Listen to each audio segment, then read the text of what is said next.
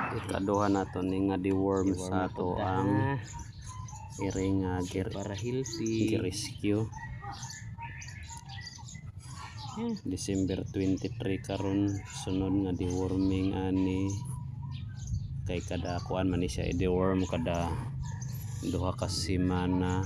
14 days gikan karon 14 days gikan karon December 22 plus 14 days. Para na sa imong kaayuhan. January 3 ang sunod nga deworming ani para healthy niya tong iring.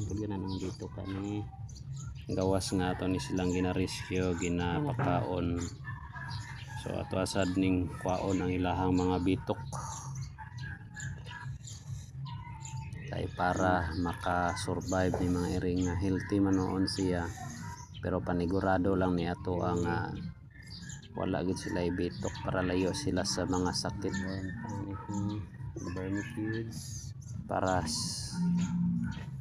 mudugay gid sila maayo. Salamat sa Vermifuge.